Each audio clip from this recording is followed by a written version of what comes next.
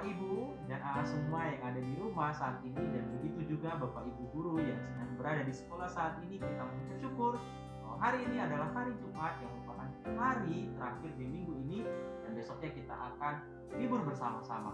Tapi Bapak Ibu harus ingat juga ya, dan semua, bahwa hari ini adalah hari Jumat di mana kita chapel bersama. Nah, Bapak Ibu, kita akan membuka chapel kita hari ini dalam doa. Mari kita bersatu di dalam doa.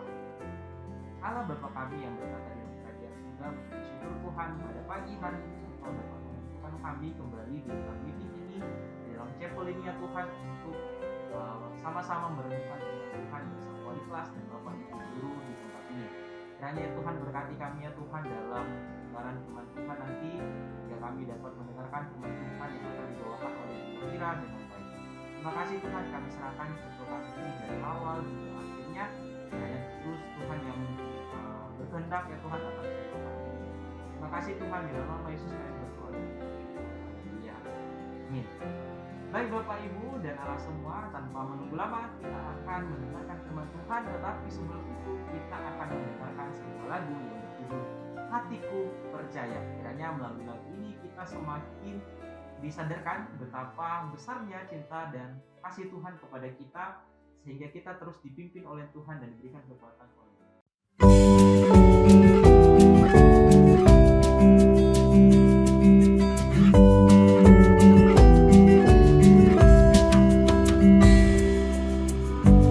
Tuhanlah kekuatan dan mazmurku, Dia gunung batu dan keselamatanku. Hanya padamu hatiku percaya, Kaulah menara dan kota perlindungan.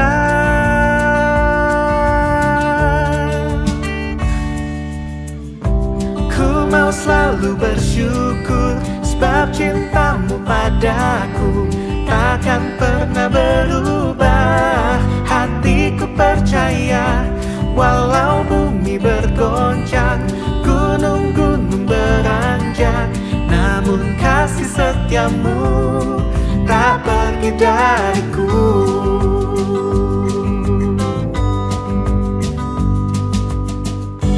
Tuhanlah kekuatan dan mazmurku, Dia gunung batu dan keselamatanku. Hanya padamu hatiku percaya, Kaulah menara dan kota perlindungan.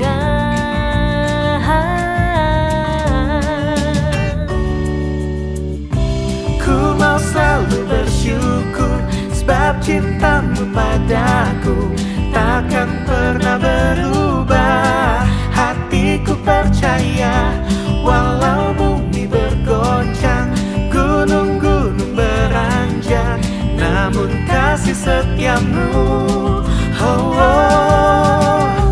Ku mau selalu bersyukur, sebab cintamu padaku takkan pernah berubah. Hatiku percaya, walau bumi bergoncang, gunung-gunung beranjak, namun kasih setiamu tak pergi dariku.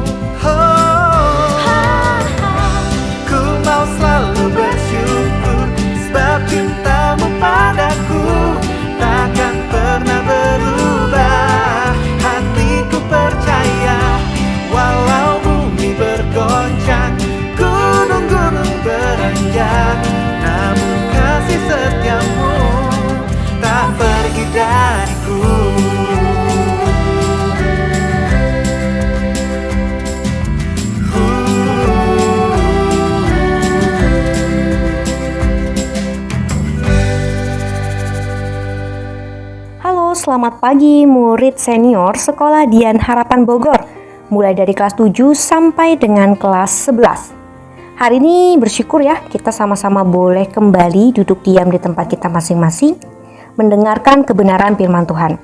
Sebelum kita sama-sama membaca dan juga merenungkannya, mari kita bersatu di dalam doa. Bapak yang baik, kami mengucap syukur, berterima kasih Tuhan kalau di pagi hari ini kami boleh kembali sama-sama bersekutu.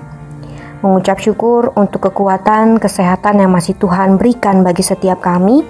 Tuhan, jika sebentar kami ingin mendengarkan kebenaran firman-Mu, Tuhan tolong berikan setiap kami hikmat, hati yang mau belajar, telinga yang mau mendengar, agar kebenaran yang daripada-Mu bisa bertumbuh di dalam diri kami bisa memahaminya, tidak hanya berhenti di pemahaman kami bisa mempercayainya, bahkan melakukannya di dalam kehidupan kami hari lepas hari.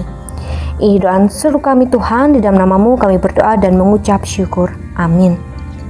Silakan buka Alkitabnya dari Hakim-Hakim 4 ayat 1 sampai dengan yang ke-24 dengan perikop Deborah dan Barak. Sebelum kita lebih lanjut ya membahas bagian firman ini, apa yang diceritakan di dalam perikop ini, kita mau kilas balik sedikit tentang apa yang minggu lalu sudah sama-sama kita dengarkan, kita gumulkan melalui firman yang disampaikan oleh Ibu Kristi. Ya, kita review dulu sedikit. Dari sana, dari kisahnya Samuel, kita belajar bahwa Tuhan bisa memakai siapa saja dan apa saja untuk menyatakan maksud dan kehendaknya. Bicara tentang siapa saja, kita mau belajar hari ini dari tokoh yang juga Tuhan pilih ya untuk menyatakan maksud dan kehendaknya. Jadi kita kenalan dulu sedikit sama Deborah dan juga Barak. Deborah, anak-anak, adalah seorang nabiah. Dikatakan nabiah karena dia perempuan ya, laki-laki nabi. Jadi dia adalah orang yang punya kapasitas untuk bisa mendengarkan suara Tuhan. Jadi Tuhan bernubuat melalui dia, nanti dia akan teruskan kepada bangsa Israel yang diangkat menjadi hakim atas Israel. Jadi Deborah ini adalah hakim pertama yang jenis kelaminnya adalah perempuan. Jadi hakim pertama perempuan bagi bangsa Israel. Kalau kita lihat sedikit ya latar belakang pada masa itu, perempuan adalah kaum yang dianggap lemah. Jadi nggak seperti zaman sekarang di mana emansipasi wanita. Kita sudah merasakan kesetaraan ya, baik untuk laki-laki dan perempuan. Pada masa itu enggak. Tapi sekali lagi Tuhan bisa memakai siapa saja. Kaum yang dianggap lemah Tuhan bisa pakai untuk menjadi seorang hakim yang berpengaruh bagi kehidupan bangsa Israel. Nah, siapa Barak? Barak adalah anak Abinoam dari kota Kades di tanah suku Naftali. Ia adalah seorang pemimpin pasukan perang bangsa Israel dalam kitab Hakim. Kita tidak akan baca ya ayatnya dari 1 sampai dengan yang ke-24. Jadi Ibu akan ceritakan saja. Nanti silakan ikuti, Ibu juga bantu ketikan ceritanya, siapa tahu ada yang perlu diketik gitu ya, dibaca sembari mendengarkan biar lebih nangkep ceritanya. Jadi di ayat pertama, anak-anak setelah kematiannya Ehud, ingat ya siapa itu? Yang lupa coba ingat-ingat. Chapel 2 minggu yang lalu yang disampaikan oleh Ibu Eca. Orang Israel kembali melakukan hal yang jahat ini. Mereka bandel lagi. Mereka kembali ya berpaling daripada Tuhan dan hidup di jalan yang salah. Melakukan apa mereka ini? Mereka senang sekali ya nyembah-nyembah berhala-berhala.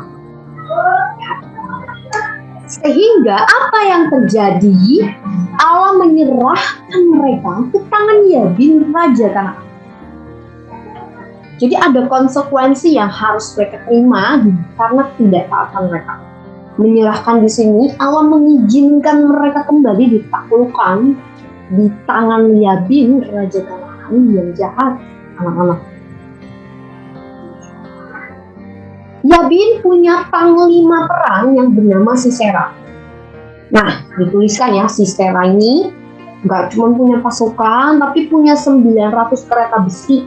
Jadi dia dari segi kekuatan tuh mumpuni. Bangsa Israel nggak bisa berkutik.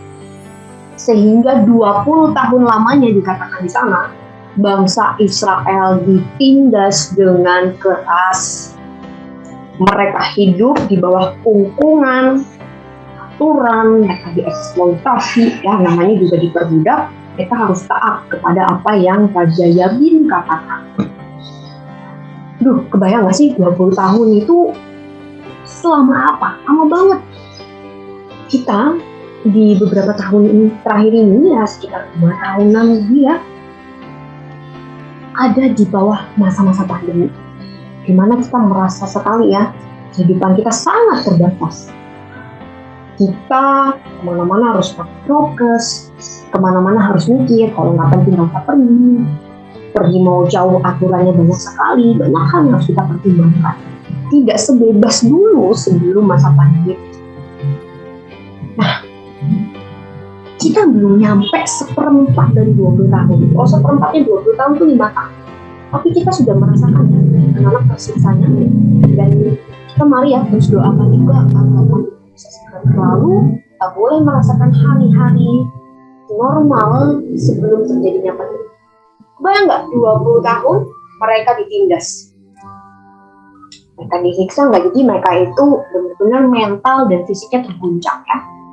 Akhirnya mereka berseru kepada Allah, ibadah, terus diizinin diserahin nih kepada Raja Yabin. Datang berseru kepada Tuhan, karena cuma Tuhan satu-satunya lah tempat mereka bisa merasa nyaman dan aman. Jadi mereka datang ya menghadap kepada Deborah untuk meminta petunjuk begitu apa yang harus dilakukan. Dan Deborah katakan panggilkan Barak. Jadi mereka panggil Barak ya, dan Deborah sampaikan firman Allah kepada Barak. Itu ada di ayat 6 sampai dengan ayat yang 7. Ibu bacakan ya. Ia menyuruh memanggil Barak bin Abinoam dari Kadesh di daerah Naftali, lalu berkata kepadanya, bukankah Tuhan Allah Israel memerintahkan demikian? Majulah, bergeraklah menuju Gunung Tabor dengan membawa 10.000 orang dari Naftali dan Bani Zebulon bersama-sama dengan engkau. Dan aku akan menggerakkan Sisera, panglima tentara Yabin, dengan kereta-keretanya dan pasukan-pasukannya menuju engkau ke Sungai Kison, dan aku akan menyerahkan dia ke dalam tanganmu. Wah, firman Allah jelas ya, mengatakan kalau Barak maju berperang melawan Sisera serta pasukannya, dan Allah akan menyerahkan musuh mereka ke dalam tangannya. Kira-kira gimana ya responsnya Barak? Oke, langsung berangkat perang. Atau apa? Yang menarik anak-anak, Barak mengajukan syarat. Ada di ayat 8 ya. Jawab Barak kepada Deborah, jika engkau turut maju, aku pun maju. Tetapi jika engkau tidak turut maju, aku pun tidak maju. Barak ragu. Padahal firman Tuhan clear sekali, maju berperang, dan Allah akan menyerahkan musuh mereka ke dalam tangannya. Tapi dia ragu maju ya. Dia minta kalau Deborah maju, aku maju. Kalau enggak juga. Kenapa ya kira-kira? Ya, kalau dari segi pikiran ya Deborah ini perempuan. Dia nggak punya skill berperang anak-anak. Nah, tapi ya Barak ini ragu maju sendirian memimpin bangsa Israel. Dan rasa nanti ya ketika Deborah turut hadir ya, seorang nabi Allah hadir turut berperang, penyertaan Tuhan juga akan semakin nyata. Ya, itu yang dirasakan oleh Barak. Kira-kira apa respons Deborah ya ketika Barak menyampaikan hal ini? Apakah Deborah menolak atau negosiasi? Tanya jawab dulu. Kenapa Barak? Kenapa kalau aku pergi baru kamu mau pergi? Atau apa ya? Kita kita lihat di ayat berikutnya, di ayat 9, Deborah langsung mengatakan, baik, aku turut. Wah, langsung setuju. Gak ada negosiasi basa-basi. Deborah meyakini Allah sendiri kok yang nanti akan pimpin peperangan itu, dan ia juga sudah janjikan kemenangan. Ya, tapi ada yang menarik di kalimat berikutnya. Deborah katakan, perjalanan ini tidak akan membawa kehormatan kepada Barak, karena Sisera akan diserahkan pada tangan seorang perempuan. Nanti Sisera ini akan takluk atau kalah di tangan seorang perempuan. Itu nubuatnya dari Deborah. Singkat cerita, akhirnya peperangan pun terjadi ya, anak-anak. Barak, Deborah, dan pasukan bangsa Israel melawan pasukan Sisera. Dan tepat sesuai yang Allah firmankan. Allah sendiri yang maju ya, berperang di depan Barak dan pasukannya sehingga mengacaukan pasukan Sisera hingga tewas. Kebayang ya anak-anak, pasukannya Sisera ini dikacaukan sama Allah hingga tewas, tidak ada yang tersisa satupun. Yang tersisa cuma Sisera. Melihat pasukannya tewas, pasti dia ketakutan. Wah, udah pasti target berikutnya adalah dia ya. Apa yang terjadi? Sisera kabur melarikan diri dan pergi ke kemahnya Yael. Ayo cerita sedikit tentang Yael. Kenapa kira-kira Sisera ini pergi ya ke tempat Yael? Jadi Yael ini adalah istrinya Heber. Heber ini adalah orang Keni. Nah, kalau kita melihat sejarah, orang Keni dan bangsa Israel ini sebenarnya memiliki hubungan yang baik. Kenapa?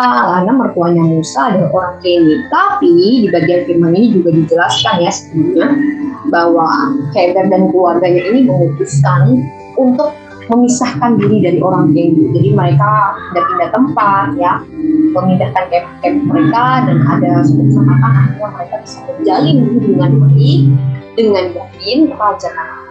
Sehingga wajar ya ketika Sisera mengatakan merasa begitu akan aman ketika bersembunyi di tempatnya Yael, karena ada hubungan baik tadi ya, Pak Heber dan juga Raja Yabin. Yael pun menyambut, bahkan melayani Sisera, ya, diberikan minum, diberikan selimut, ya, bahkan akhirnya tuh Sisera istirahat, tertidur pulas, karena mungkin kelelahan juga ya habis perang. Sebelum tertidur ini Sisera sampaikan pesan dulu ya, itu pesan tuh ya. Nanti kalau ada yang tidak ada, tertidur Sisera. Apa yang terjadi kira-kira anak-anak? Bukan berniat benar-benar menolong Yael ini, justru Yael melantakkan patok kemah ke peliti Sisera hingga menembus tanah. Sisera pun tewas. Nubuat yang disampaikan Deborah pun terjadi. Tepat ya, bahwa Sisera akan takluk di tangan seorang perempuan, yaitu siapa? Yael. Demikianlah Allah menundukkan Yabin, raja Kanaan di depan Israel. Dikatakan juga di bagian akhir ya, kalau Yabin berhasil dilenyapkan oleh orang Israel. Oke. Ceritanya berhenti di sana. Kira-kira apa yang dapat sama-sama kita pelajari dari bagian firman Tuhan ini? Ayo belajar menjadi pribadi yang berani dan jangan ragu. Berani seperti sosok Deborah ya. Dia seorang perempuan tapi dengan keyakinan dan imannya yang mau turut berperang. Ada skill perang, tapi kalau Tuhan sudah janjikan kemenangan, pasti Tuhan tepat. Dan jangan ragu ya, anak-anak. Jangan seperti Barak. Ada tidak adanya Deborah, ketika Tuhan sudah janjikan kemenangan, itu pasti terjadi. Penyertaan Tuhan itu pasti nyata. Jadi belajar menjadi pribadi yang berani dan jangan ragu ketika menjalani kehendak atau rencana Allah. Sebab Allah sendiri yang akan memimpin dan memampukan kita berjalan di jalan yang sudah Ia tentukan. Sama tadi ya, di dalam peperangan Allah nggak cuma bilang Ia maju perang, tapi Ia juga turut serta memimpin bangsa Israel di dalam peperangan itu. prosesnya memang nggak selalu mudah ya untuk sampai ke maksud dan tujuan yang baik yang sudah Allah tetapkan. Kalau di dalam kisah ini ya prosesnya harus perang, harus ada penumpasan di sana. Nah, tapi pada akhirnya kemenangan yang Tuhan maksudkan itu bisa mereka capai. Demikian juga dalam hidup. Tuhan punya maksud dan tujuan dalam kehidupan kita. Tapi kadang prosesnya memang gak gampang, susah. Tapi percaya di dalam proses itu Tuhan sendiri yang memimpin dan memampukan kita. Asalkan kita mau meresponinya. Ya, berjalan bersama-sama di jalan itu dengan Tuhan gak akan pernah lepasin genggaman tangannya dari tangan setiap kita. Contohnya apa? Ibu yakin dan percaya anak-anak di sini Tuhan sudah tetapkan panggilan bagi kehidupan kalian masing-masing. Ada yang nanti dipanggil menjadi seorang pengacara yang takut akan Tuhan, ada yang nanti dipanggil menjadi seorang dokter yang takut akan Tuhan, ada nanti yang akan dipanggil menjadi seorang politisi yang takut akan Tuhan, dengan setiap panggilan lainnya. Prosesnya nggak langsung jebret kalian jadi seorang dokter, jadi seorang pengacara, enggak. Tapi ada proses untuk bisa sampai ke titik itu. Yaitu yang hari ini sedang anak-anak jalani. Step by step, kamu selesai kelas 8, naik kelas 9, kamu selesai kelas 9, naik kelas 10, dan seterusnya. Dan di dalam setiap kelas, kamu pasti punya tantangan dan pergumulannya masing-masing. Sulit pasti, tapi sekali lagi, Tuhan pasti akan pimpin dan Tuhan pasti akan mampukan hingga suatu saat nanti kamu siap untuk Tuhan pakai menjadi garam dan terang di dalam panggilan. Baik kamu yang mau jadi pemain bola, pengusaha, apapun itu, ya, melalui setiap panggilan itu kamu bisa semakin melayani dan memuliakan Tuhan. Baik, kita masuk ke bagian yang kedua. Hal kedua yang bisa kita pelajari apa? Di sini Ibu punya gambar. Wah, anak-anak udah pasti tahu ya, ini wahana apa. Ya, mungkin ada yang senang main ini, ada yang tertantang main ini, tapi kalau buat Ibu pribadi ini adalah salah satu wahana yang seumur hidup tidak akan mau dicoba ya. Ngelihat aja Ibu udah takut, apalagi naiknya, yaitu roller coaster. Naik, turun, bolak-balik ya. Apa sih makna dari gambar ini? Gambar ini ingin memberikan gambaran ya, mengilustrasikan bagaimana kehidupan kita tuh di hadapan Tuhan. Pasang surut, naik turun, bolak-balik ya. Ada saatnya taat, saatnya berontak. Ada saatnya datang berseru-seru kepada Tuhan, ada saatnya berpaling. Dan ini yang kita lihat di bagian kisah firman Tuhan di bagian ini. Diceritakan ya di awal kalau bangsa Israel itu ya melakukan kembali hal yang jahat di hadapan Allah. Sehingga Allah menyerahkan mereka kepada Raja Yabin untuk diremukkan. Apa maksud diremukkan? Ya, mereka merasakan konsekuensi dari ketidaktaatan mereka. Ya, tapi anak-anak, Allah juga kok yang pulihkan. Karena sekali lagi, Allah adalah Allah yang setia, Allah yang kasih. Ketika Allah memang mengizinkan kita diremukkan, dan saat ini ya di cerita ini bangsa Israel diremukkan, ya Allah nggak lepas tangan gitu aja. Dalam arti memang dari hal itu Allah pengen bangsa Israel itu disadarkan, diingatkan kembali tentang kesetiaannya Allah, bahwa Allah adalah satu-satunya tempat mereka berlindung, tempat mereka merasa nyaman, tempat mereka merasa aman. Sehingga nanti Allah akan memulihkan mereka kembali. Demikian juga ya hidup kita. Memang ada kalanya kita harus diremukkan agar bisa disadarkan dan kembali berjalan dengan taat di dalam rencananya Tuhan. Hari-hari ini, kalau kita bandel, ya memang ada saatnya ya. Tuhan izinkan kita menerima konsekuensi dari ketidaktaatan kita. Sehingga melalui kesulitan, penderitaan yang kita alami, hendaknya hati kita dimurnikan kembali, diingatkan kembali. Kalau memang Tuhan satu-satunya menyayangi kita. Hanya kepadanya kita bisa kembali, dan hanya di dalam Dia sebenarnya ketenangan, kebahagiaan, sukacita sejati itu ada. Kita mengerti, kita paham kalau Allah kita adalah Allah yang setia, Allah yang adil dan kasih. Terbukti dari apa? Ia mengorbankan dirinya. Ia rela mati bagi kita semua. Siapa kita? Orang-orang berdosa yang seringkali berpaling daripadanya. Orang-orang yang seringkali berontak padanya. Yang harusnya menerima konsekuensi, yaitu kematian kekal, tapi justru memperoleh keselamatan di dalam Kristus karena pengorbanannya di kayu salib. Wah, kesetiaan Allah itu luar biasa. Allah nyatakan dari zaman bangsa Israel sampai detik ini. Yang semua orang percaya sudah terima di dalam Kristus. Kesimpulannya apa? Kesimpulannya kita diingatkan ya, hidup kita di dalam Kristus akan memampukan kita berani dan tidak ragu dalam menjalani proses kehidupan yang kadang-kadang ya susah, gak sesuai sama yang kita harapkan, pasang surut.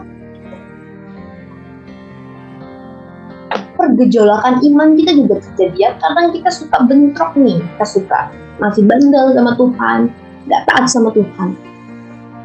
Tapi kita kembali diingatkan, kita adalah orang-orang yang sudah dihidupkan kembali ya, dilahir barukan di dalam Kristus. Dia ada di dalam kita dan kita sudah hidup di dalamnya, sehingga kita pasti memiliki kemampuan untuk bisa berjalan di dalam jalan yang sudah Allah tetapkan. Yang pada akhirnya maksud dan tujuan yang baik yang sudah Allah tetapkan itu akan dinyatakan tepat pada waktunya Tuhan ya, bukan waktunya kita.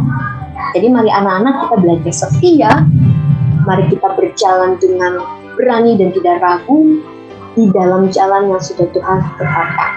Dari mana Bu saya tahu jalan yang Tuhan tetapkan bagi saya? Berdoa, berrelasi sama Tuhan dengan dekat. Karena itu yang akan membuat kamu peka terhadap kehendak. Mari kita tutup di dalam doa. Bapak yang baik, mengucap syukur, berterima kasih untuk kebenaran firman-Mu saat ini. Kiranya kebenaran ini bisa bertumbuh dalam hati setiap kami, dan kami bisa melakukannya di dalam kehidupan kami. Kami serahkan waktu ke depan hanya ke dalam tangan pengasihan-Mu. Ini doa dan seru kami di dalam satu nama yang berkuasa, Tuhan kami Yesus Kristus, Tuhan dan Juru Selamat kami hidup. Kami berdoa dan mengucap syukur. Amin. Terima kasih ya anak-anak, sampai ketemu lagi. Tuhan Yesus memberkati.